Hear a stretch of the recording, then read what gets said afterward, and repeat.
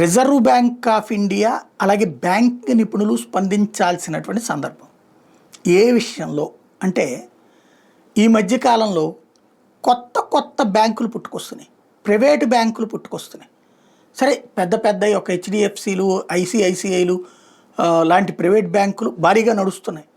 ఎస్బీఐలు, ఆంధ్ర బ్యాంకులు, ఇట్లాంటి కెనరా బ్యాంకులు, ఇట్లాంటి ప్రభుత్వ రంగ బ్యాంకులు బాగానే పనిచేస్తున్నాయి. కానీ కోఆపరేటివ్ సెక్టార్లో అనేక చోట్ల ముందు ఆర్భాటంగా ఎదిగి టెక్నాలజీ కూడా డెవలప్ చేసుకుని ఆ తర్వాత సంక్షోభంలో పడి చివరికి డబ్బులు ఇవ్వలేని పరిస్థితులలో డిపాజిట్దారుల డబ్బుల్ని ఆపేయడం జరిగినటువంటివి చూస్తున్నాం.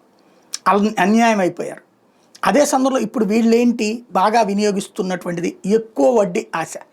ప్రజలకు ఉండేటటువంటి తమ రూపాయి కూడేసుకుని సంపాదించుకున్న డబ్బులకి ఎక్కువ వడ్డీ ఆశిస్తారు. ఆ వడ్డీని ఇక్కడ ఎక్కువ ప్రొజెక్ట్ చేస్తున్నటువంటి పరిస్థితి. ఇప్పుడు తాజాగా చూస్తే కొన్ని బ్యాంకులు సేవింగ్స్ అకౌంట్కి 7.5%, సీనియర్ సిటిజన్షిప్ ఫిక్స్డ్ డిపాజిట్కి 8.75%, రెగ్యులర్ ఫిక్స్డ్ డిపాజిట్లపై 8.25% ఇట్లాగా అడ్వర్టైజ్ చేస్తున్నాయి.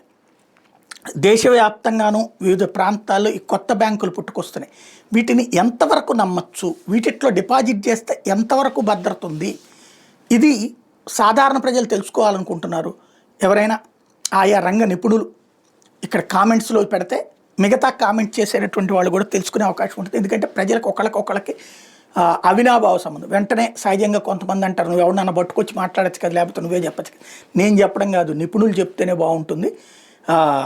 ఎవరికి వాళ్ళకి కన్విన్సింగ్గా కరెక్ట్గా చెప్పగలగాలంటే తమ అభిప్రాయాలు తమకి సంబంధించినటువంటి భావనలు ఉంటే భిన్నాభిప్రాయాలు విని చూసి ఆ తర్వాత డెసిషన్ తీసుకునే అధికారం ప్రజలకే వదిలిపెట్టాలి. ఆ ఉద్దేశంతో కొన్ని వీడియోస్ అప్పుడు కామెంట్స్ పెట్టండి అని చెప్పేది నేను.